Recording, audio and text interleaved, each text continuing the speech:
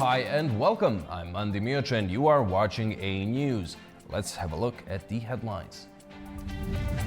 Donald Trump postpones military strikes on Iranian energy infrastructure for 5 days. London police investigate a suspected anti-Semitic arson attack on Jewish charity ambulances. And 2 pilots killed after plane and ground vehicle collide at New York's LaGuardia Airport.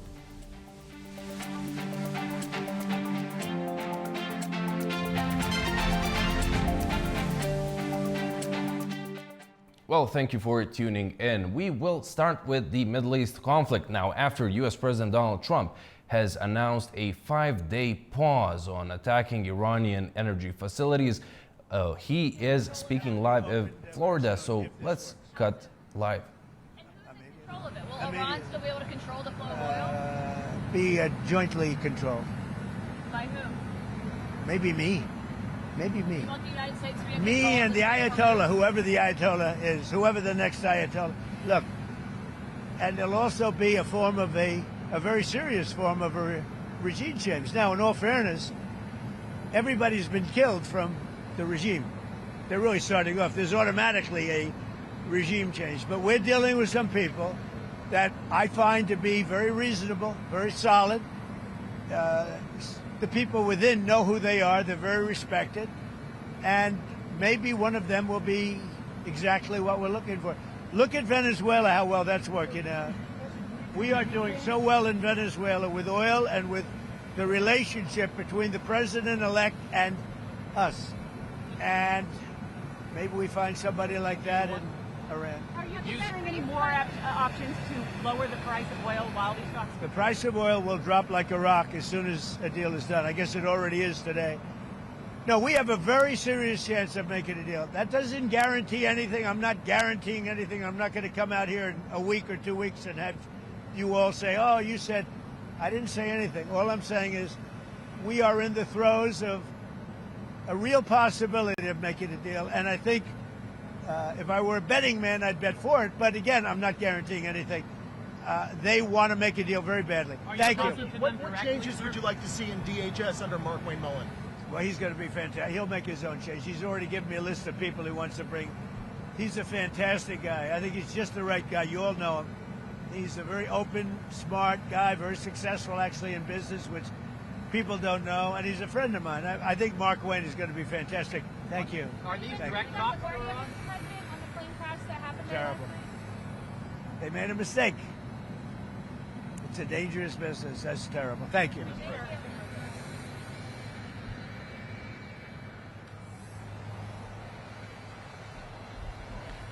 you guys. Thank you, press. Thank you, press. We're going to capture him getting on.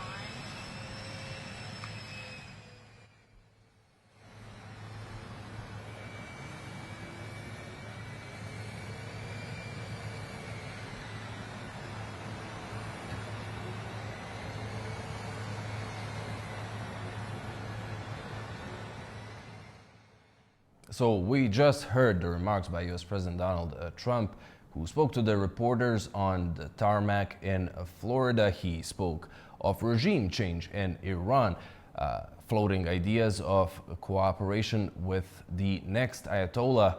As he said, whoever that might be, he pointed to the situation in Venezuela, where the acting president, Delcy Rodriguez, is now in power following a U.S. operation and seizure of former President Nicolas Maduro. We also heard him saying that oil prices will drop as a rock.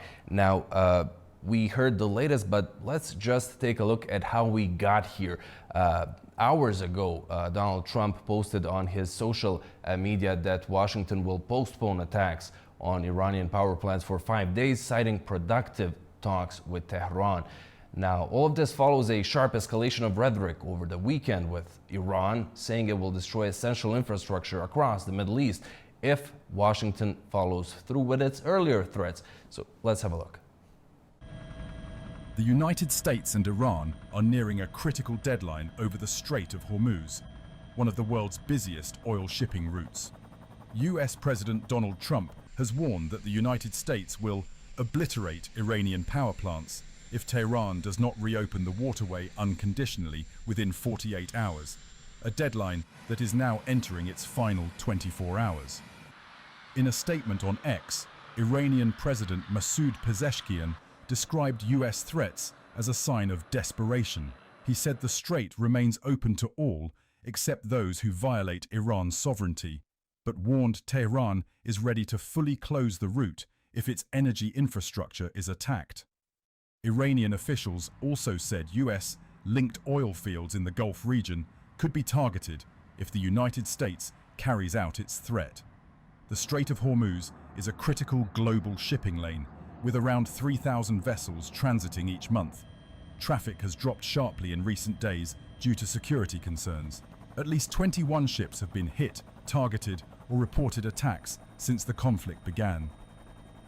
Meanwhile, Israel says it is preparing for a prolonged conflict. The Israel Defense Forces, IDF, said its Chief of General Staff, Ayil Zamir, has approved plans to continue operations against Hezbollah. Zamir said the campaign against Hezbollah has only just begun and would continue beyond operations in Iran. He described it as a prolonged campaign and said Israel is preparing for expanded ground operations and further strikes under an organized plan. Air raid sirens sounded across Israel early Sunday, warning of incoming Iranian missiles. The alerts followed overnight strikes in the southern towns of Arad and Dimona, where dozens were injured. Emergency services report that one person has been killed and more than 160 injured in Iranian missile strikes on Israel in the past 24 hours. The IDF says it expects several more weeks of fighting against Iran and Hezbollah as it prepares to expand operations in Lebanon. Well, markets reacted sharply to the news. West Texas Intermediate crude oil futures plunged more than 10% after Donald Trump signaled de-escalation by ordering a 5-day pause on planned strikes against Iranian energy infrastructure. Now, the announcement eased immediate supply fears after heightened tensions tied to a U.S. deadline for Iran to reopen the Strait of Hormuz, the critical route for global oil shipments. Attention now turns to whether diplomatic efforts can lead to a sustained reopening of the key waterway. However, Iran's Fars news agency denied any negotiations, attributing Trump's move to Iran's threat to strike all West Asian power plants. Productive talks between U.S. President Donald Trump and Iran are welcome as Britain wants de-escalation in the Middle East and the reopening of the Strait of Hormuz, a spokesperson for Prime Minister Keir Starmer has said.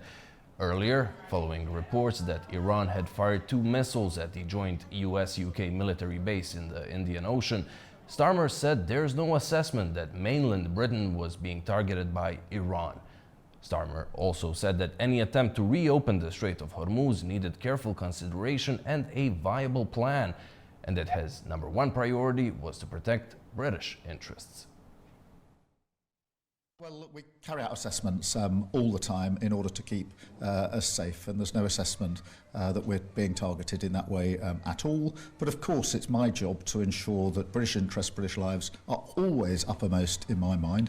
What we need here is de-escalation. We need, and that's why we had a statement from a number of countries last week about what we need to do about the Straits of Hormuz, which obviously needs careful coordination and a viable plan. But it's very important we defend our interests, we defend British lives, but without getting dragged into the war. And that's the clear divide I've put in place. Yes, defend our interests, defend British lives. No, not get dragged into the war. NATO chief Mark Rutte has said that 22 countries are now coordinating efforts to restore safe transit through the Strait of Hormuz. Speaking to Fox News, Rutte stressed the need for allies to act together. Let's have a listen. When it comes to the Strait, what we need to do is to work together. These 22 nations, again, most of them from NATO, but also the other ones I mentioned, to work through what is needed, when is it needed, and how we will make this together as soon as the time is ripe to get this done, to make sure that the Strait of Hormuz opens up. Meanwhile, Israel is continuing its campaign against Hezbollah. Israeli airstrikes struck multiple towns in southern Lebanon and targeted a key bridge, which killed several people and injured dozens. At least 4 people have been killed and 46 others injured in a wave of Israeli airstrikes across southern Lebanon, according to the Lebanese Health Ministry. Officials quoted by the national news agency said the casualties resulted from 2 strikes targeting the towns of Al-Sultaniya and Al-Sawana in the LaGuardia region. Israeli forces also hit the Kashmir Bridge along the coastal highway linking Sidon to areas south of the Litani River. The strike came shortly after the Israeli military warned it would target the bridge, alleging it was being used for militant activity and the movement of operatives under civilian cover. Earlier on Sunday, Prime Minister Benjamin Netanyahu ordered the army to strike bridges over the Litani River. In the LaGuardia region as well, warplanes targeted Yamar al-Shakif and carried out a series of intense strikes on the towns of Shukin, Mayfadun and Zebdin. In a statement released on Sunday, Israel's Chief of Staff, Lieutenant General Eyal Zamir, said he had met senior officers to approve operational plans against Hezbollah in Lebanon. He warned the mission against Hezbollah had only just begun and would be prolonged. The escalation follows a cross-border attack by Hezbollah on March 2nd, after which Israel launched sustained air raids and a ground offensive in southern Lebanon. Lebanese authorities say at least 1,024 people have been killed and 2,740 injured since the hostilities began. Elsewhere, 4 ambulances belonging to a Jewish charity in London were set on fire early Monday morning. British police are now investigating the incident as an anti-Semitic hate crime. Police in London are investigating an arson attack on 4 ambulances belonging to a Jewish volunteer service, treating it as an anti-Semitic hate crime. The attack took place early Monday in Golders Green, a North London suburb home to several synagogues, as well as dozens of Jewish schools and restaurants. The London Fire Brigade said the blaze damaged vehicles belonging to the volunteer organisation Hatzolah Northwest, with multiple cylinders on the vehicles exploding and causing windows to shatter in nearby buildings. Police said no one was injured in the overnight attack. Following the incident, British Prime Minister Keir Starmer described it as a horrific anti-Semitic attack, adding that such hatred has no place in society. Well, this is a horrific anti-Semitic attack. And of course, my thoughts, I think all of our thoughts, will be with those in the vicinity, the residents who are understandably very concerned, a Jewish community across the country deeply concerned. I've already been in touch with community leaders this morning and will continue to do so during the day. But anti-Semitism has no place in our society, and it's really important that we all stand together at a moment like this. As officials, members of the local Jewish community have expressed shock and concern following the attack, with residents warning of growing fears over safety and rising anti-Semitism. That was something which was incredibly shocking, but ultimately to the community this morning, this isn't a surprise. Many of us knew that after the Manchester Heaton Park terrorist attack, that terror would come to our doorsteps. It was never a question of if, but when. While investigations are underway, Health Secretary Wes Streeting says replacement ambulances will be loaned to the Hatzolah charity, and the government will fund permanent replacements. Over in the United States, an Air Canada jet traveling from Montreal to New York City's LaGuardia Airport crashed into a fire truck after landing on a runway, killing the flight's 2 pilots and injuring dozens of passengers. On Sunday, a Bombardier CRJ900 jet, arriving from Montreal with 72 passengers and 4 crew, was landing shortly before midnight when it hit a fire truck, responding to an unrelated incident. Airport officials said the vehicle had been sent to deal with a separate issue involving an aborted takeoff of a United Airlines flight. The pilot and co-pilot of the Air Canada Express plane were killed in the crash. 2 officers in the fire truck were seriously injured, but are in a stable condition. The plane carried 72 passengers and 4 crew. The ARFF vehicle carried 2 officers. Initial numbers indicate that 41 passengers and crew were transported to the hospital, as well as the ARF officers. At this time, we understand that 32 have been released, but there are also serious injuries. The incident led to the airport's closure, authorities said. LaGuardia is now closed while authorities investigate, and the closure could continue. Police have urged people to avoid the area. The shutdown caused major disruption on Monday, adding to long queues in the New York area linked to a Transport Security Administration funding crisis. Turning to France and its local elections, socialist Emmanuel Grégoire has been elected mayor of Paris, beating a former right-wing minister. There were plenty more winners and losers as votes were counted overnight. Here's the roundup. Emmanuel Grégoire has won the Paris mayoral election, defeating former minister Rachida Dati and extending the left's 25-year control of the capital. For tomorrow, our country enters its next democratic chapter, the 2027 presidential election. We had a taste of it during these municipal elections. The battle for France will be harsh, it will be violent, and it will be crucial. The masks have come off, and many are ready to abandon what they believe in. Many are ready for all kinds of alliances for a few points in the polls. The women and men of Paris have proven it today. When faced with their history, when alone with their consciences in the voting booth, Parisians rise to the occasion. Other candidates, including far-right figure Sarah Knafo, had withdrawn in support of Dati ahead of the vote. Dati, who campaigned on improving security and cleanliness, conceded defeat, saying she had failed to convince voters that change was necessary. She also criticised what she described as below-the-belt attacks during the campaign, adding that division had taken its toll. Grégoire said his victory sends a message from the capital. Grégoire later rode his bicycle to City Hall, where outgoing Mayor Anne Hidalgo formally handed him the keys to the city. The result comes as France's far right also failed to take control of other major cities, including Marseille and Toulon.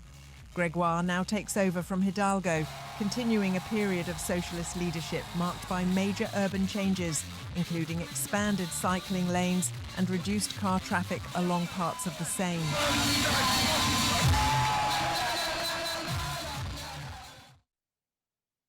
Moving to another election in Europe, Slovenia's ruling Freedom Movement and the opposition Slovenian Democratic Party were virtually tied in Sunday's parliamentary vote, with more than 99% of ballots counted, with the ruling party leading by 0.4%. Neither bloc appeared likely to secure the 46 seats needed for the majority in a 90-seat parliament, even with coalition partners. Smaller parties that pass the 4% threshold are expected to play a decisive role in forming the next government. Protests have turned violent in Albania's capital, Tirana, as opposition supporters demand the government step down over a high-profile corruption case involving the deputy prime minister. Clashes broke out in Albania's capital Tirana as opposition supporters protested against the government. Police used water cannon to push back crowds after demonstrators threw petrol bombs and fireworks near Prime Minister Edi Rama's office. The protests were triggered by allegations against Deputy Prime Minister Belinda Baluku. Prosecutors accuse her of interfering in public tenders for major infrastructure projects and favouring certain companies, accusations she denies. An anti-corruption court has suspended Baluku from her post, and prosecutors are seeking her arrest. However, earlier this month, Parliament voted against lifting her immunity, preventing any immediate detention. The case has deepened political tensions in the country at a time when Albania is seeking to join the European Union. with officials in Brussels calling for stronger efforts to tackle corruption and organised crime. An explosion in Rome's Piana del Sole residential street has caused several apartment buildings to collapse, leaving at least 3 people injured and forcing dozens to evacuate. Several teams of firefighters and police were dispatched to deal with the aftermath of the blast. Rome's mayor, Roberto Gualtieri, thanked emergency services and said firefighters will determine the cause, but added it appears to be a liquefied petroleum gas cylinder in one of the homes. Heavy storms have triggered severe flooding across parts of Hawaii, forcing thousands to evacuate and leaving hundreds stranded.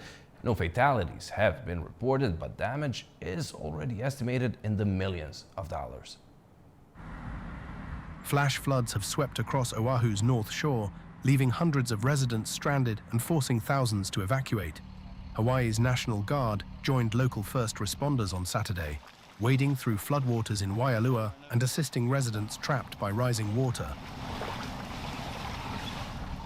Officials say more than 230 people have been rescued so far, while around 5,500 remain under evacuation orders.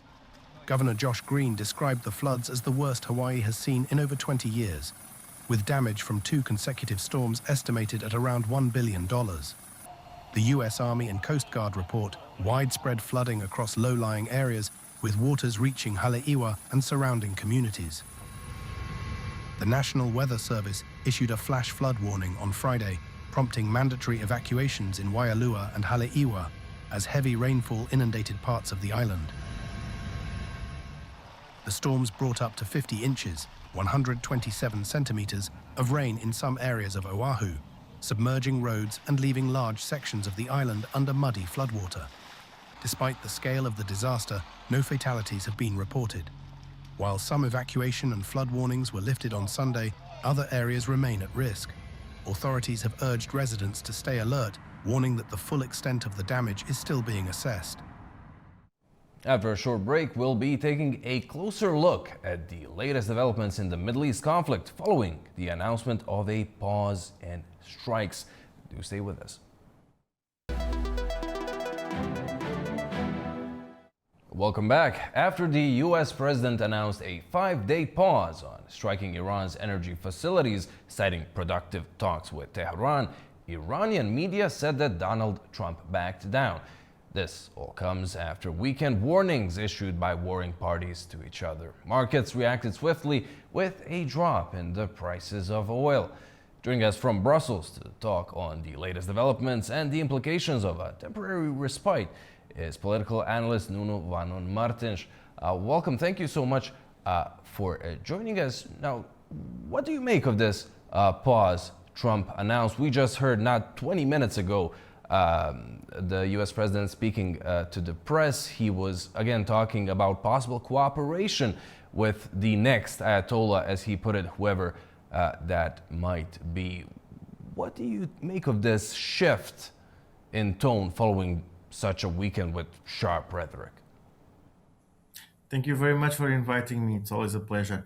I don't think there is a shift. I think if you see, it's a pattern that you see in every time the Americans are being involved in the past year on different international affairs. More or less, the situation is the same, that President Trump, the Trump administration, push up to the edge, makes a threat, a real one, and then it enters into negotiations, but at the same time leaves the carrot, but doesn't drop the stick, which means this is, I do believe that at the current time, despite the fact that the Iranian regime has somehow retaliated in response to the war made by the US and Israel, they do not have the capability to continue too much further, and I think they are entering into negotiations in order to have what is going to be the next stage.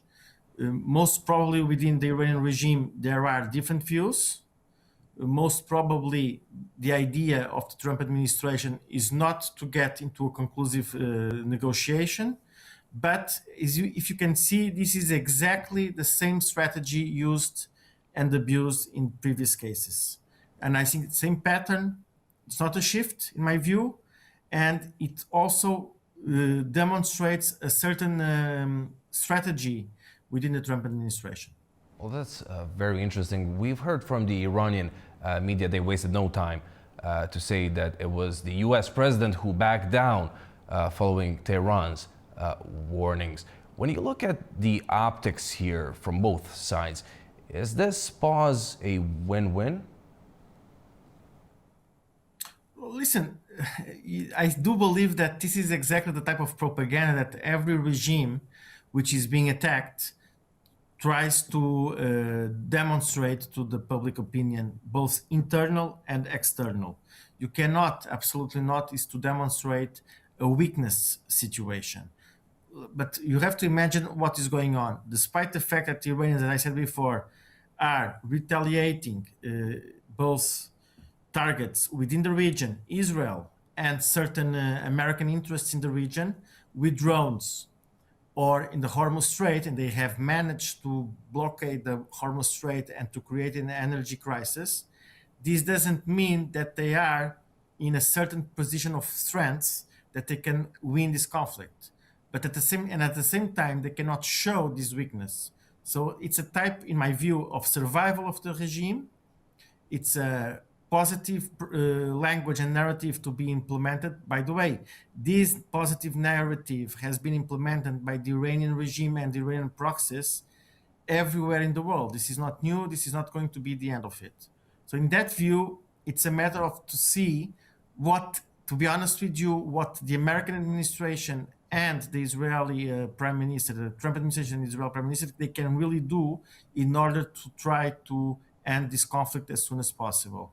Because there is no other option than for the Americans and for the Israelis that the Iranian regime will stay in place and will continue dominating its own population and giving this strength narrative that they have been implementing. No. When you take a look at what has happened on the markets after this announcement, they reacted very quickly. Oil prices went down. Then we heard the U.S. president saying, quote, that the prices will fall like a rock.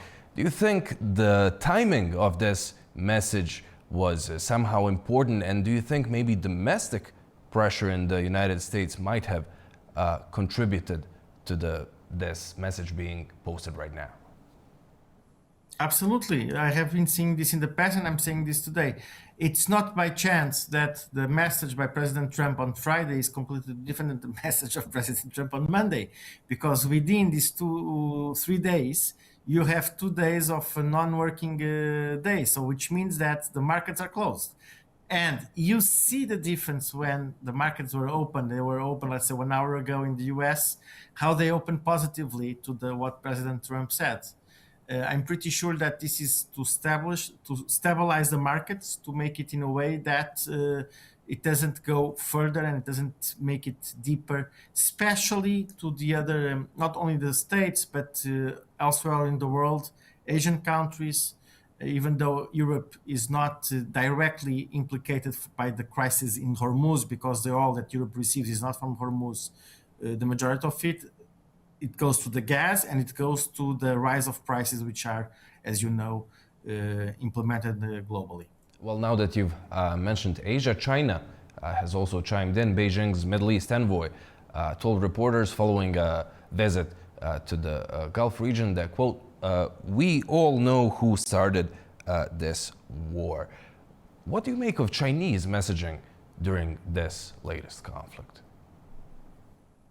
Look, I have to say that I believe that beyond the conflict itself, you have a war of propaganda, a war of narratives. It is clear that, in my view, the Chinese are those who are losing somehow in all the involvement that the American has done in the past in Venezuela and now in Iran, because the Chinese are very much dependent on Iranian oil on one hand. On the other hand, they don't want to have conflicts because the traditional way of it's a soft power that they have been implementing and they have been conquering economically, globally, within its relationship with other countries.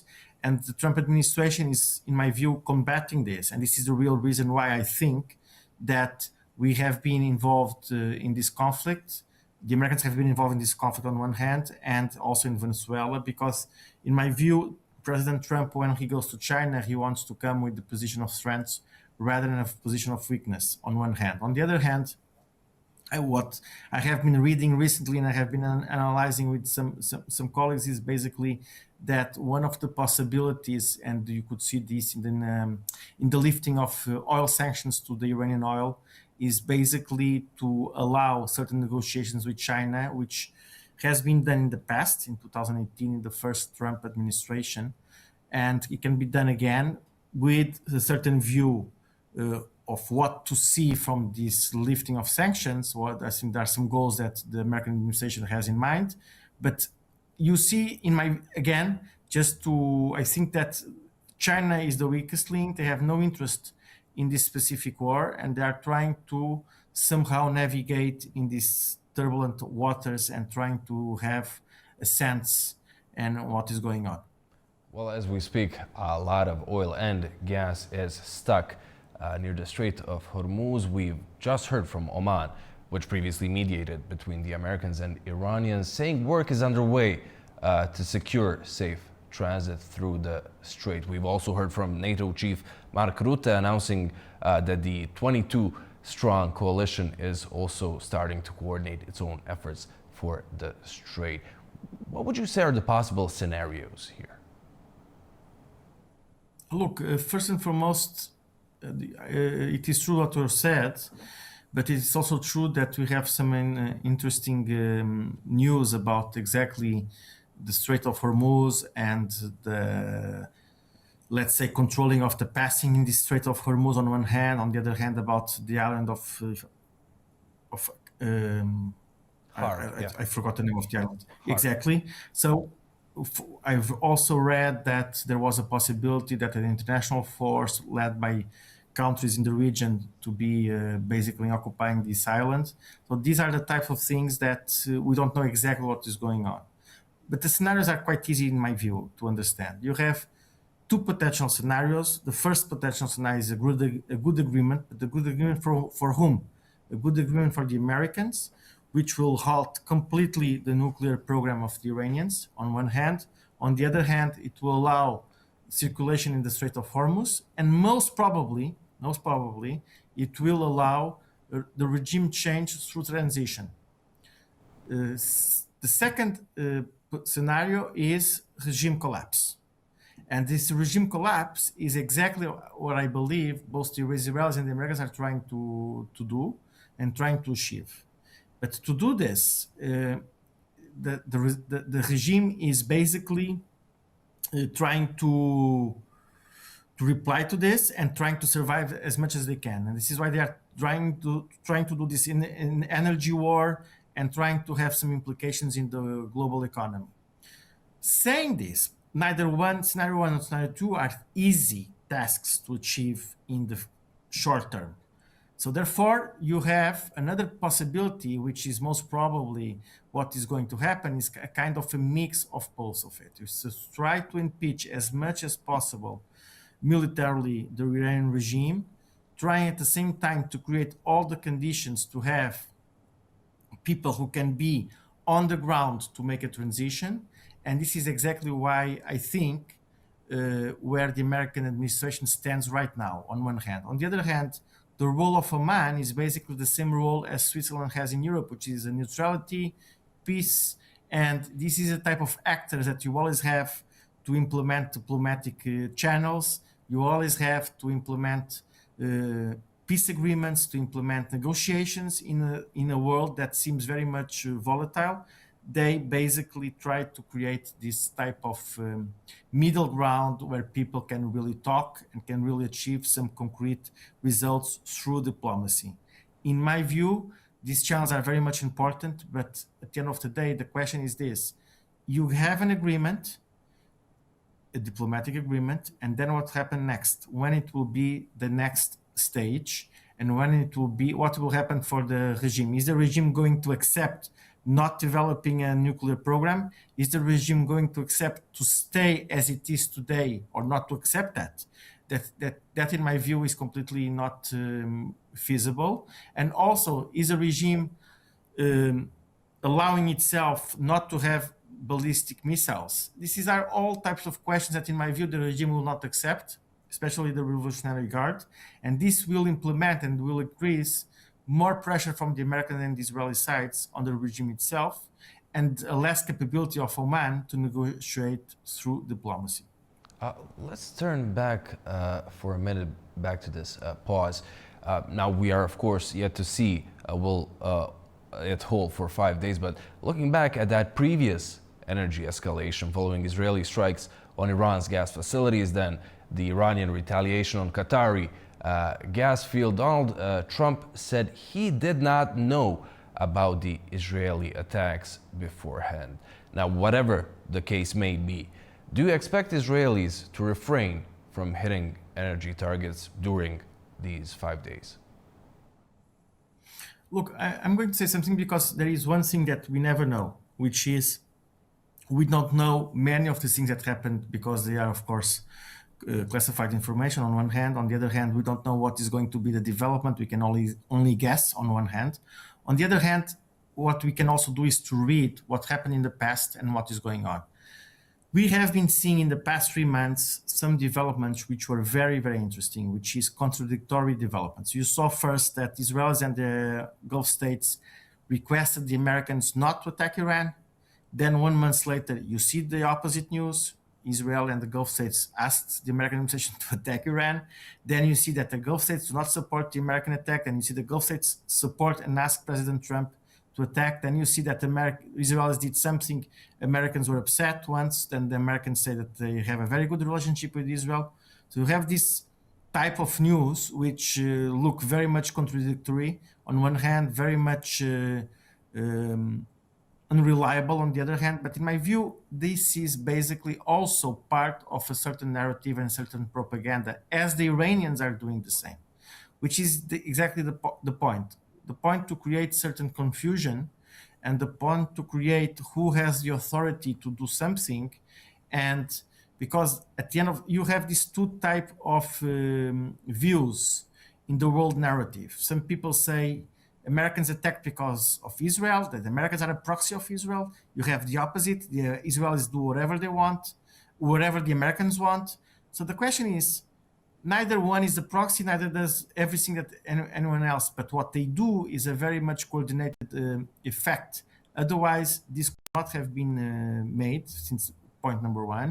And second, most clearly, the question of attacking these energy facilities in Iran have been used as I said, a carrot and an example of what they can do in order to make the regime change, the regime collapse, or at least the regime authorities to enter into a negotiation where they can basically agree with the demands from Israel and the United States of America.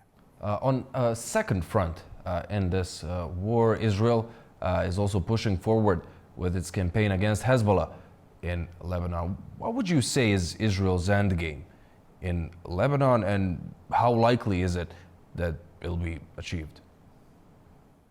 So this is exactly the challenge. There is one the fact that Hezbollah is a proxy of the Iranian regime, but there is one similarity about the attacks in Lebanon and the Israel attacks in Iran, which is basically and Prime Minister Netanyahu has been saying this, basically to give the Lebanese authorities and the Iranian civil society the ground and the possibility to make, in the case of Lebanon, to make Hezbollah minimally just a political power without any links with Iran, or even not to exist anymore, but to take power over the Hezbollah territories and the Hezbollah security forces on one hand, and the same thing in Iran, to have the civil society trying, or the organized groups, if they exist, trying to get power in Iran. This has been, especially in Lebanon, we see contradictory positions. We see the Lebanese authorities, we see some Lebanese politicians saying sometimes they support Israel, they criticize Hezbollah. On the other hand, they say that Israel is invading Lebanon. So the question is not very clear. I do believe that this is basically because there is a tendency to see, if you don't know what is going to happen, you don't know how to respond to that challenge, on one hand.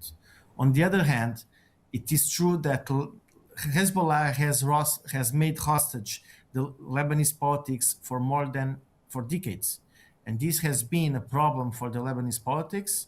It has been a problem for Lebanon as a country, as a sovereign state, and it has to change. And it's only in the hand of the Lebanese, no matter what Israel can do and to destroy the Hezbollah, to create and to make a strength where Hezbollah has no more influence in the country and has no more influence in its politics and its leadership.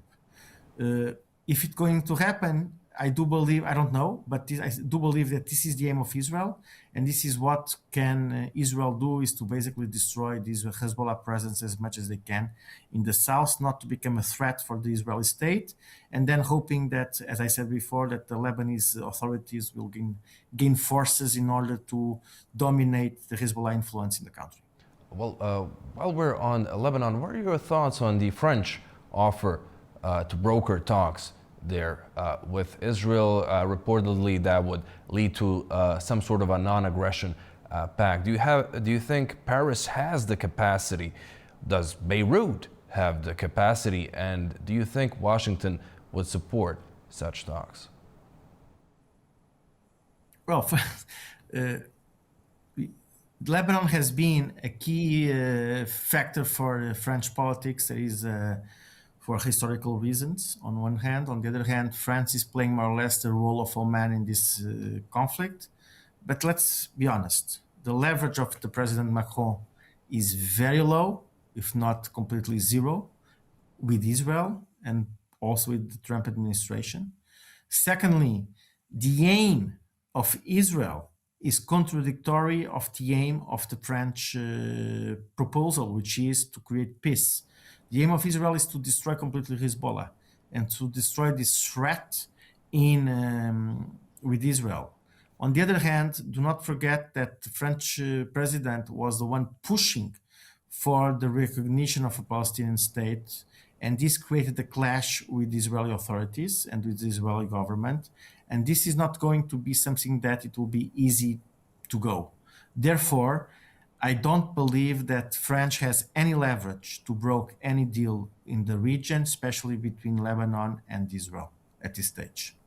And finally, we've covered some of the possible scenarios regarding the authorities in Iran, the Strait of Hormuz, Israel as well. But what could be an off-ramp for the United States, do you think? What could Trump point to and say, all right, this operation is a success, the campaign is ending? I think that the most reliable outcome of all of this is what I call the functional ending, which means that something, as I said before, that the regime itself, without saying it, of course, look at Cuba. It's exactly more or less the same type of strategy that the government is saying, despite that they understand the difficulty. They are trying to have some narrative against the American administration, and the Iranian regime is doing the same thing. However, I do believe that the most reliable outcome is to have, as I said, a functional ending where the regime will negotiate a certain type of development that will decrease the power of the regime, and it will give more power to the civil society, eventually to give more power to some of the organized opposition groups, such as the... Well, we seem to have been having some connection issues, but none the matter. After a short break, we'll take a look at some major stories from the region.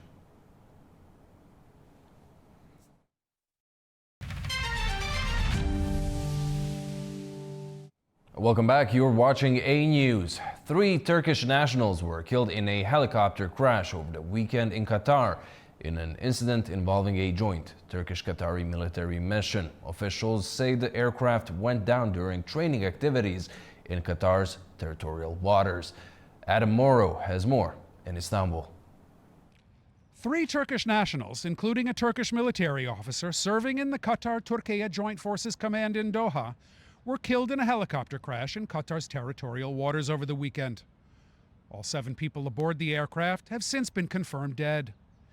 According to Turkey's Ministry of National Defense, the helicopter belonged to the Qatari Armed Forces and was conducting routine training activities when it crashed into the sea on Saturday evening. Among the victims were one Turkish military officer and two technicians from Aselsan, a major Turkish defense company. The ministry said 4 members of the Qatari Armed Forces had also been killed in the accident. Officials added that the exact cause of the crash would be determined following an investigation by Qatari authorities. Qatar's defense ministry later said that the helicopter had suffered a technical failure during a routine mission before going down in regional waters. There was no indication that hostile action played any role in the incident. Turkey's defense ministry has stressed that military coordination activities between Ankara and Doha were continuing uninterrupted within the framework of existing agreements. The United Arab Emirates, for its part, issued a statement expressing condolences to the families of the victims and to both Turkey and Qatar. The helicopter crash occurred amid heightened regional tensions. Since the start of joint U.S.-Israeli attacks on Iran in late February, Qatar has faced repeated drone and missile strikes.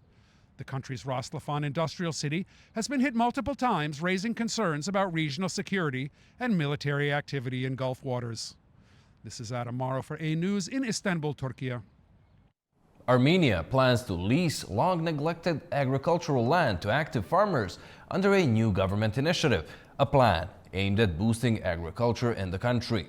Prime Minister Nikol Pashinyan said the proposal is aimed at bringing unused land back into production while protecting the rights of landowners.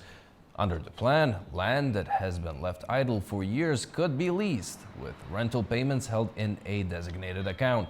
If the original owners come forward, they will receive the accumulated rent.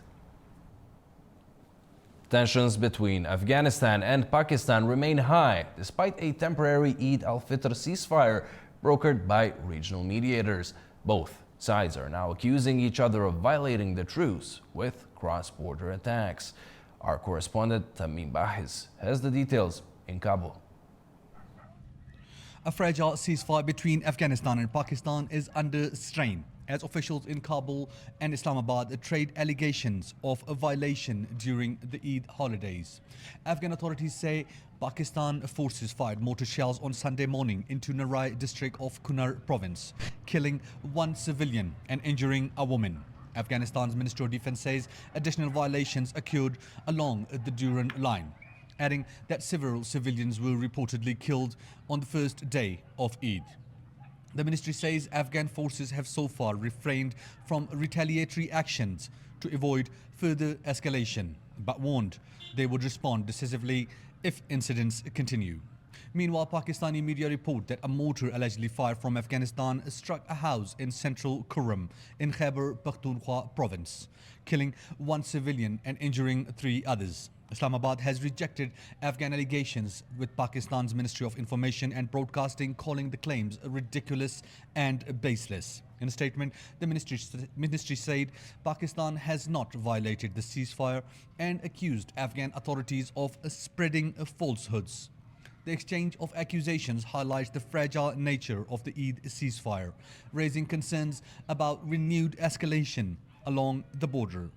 Tamim Bahiz in Kabul, A News.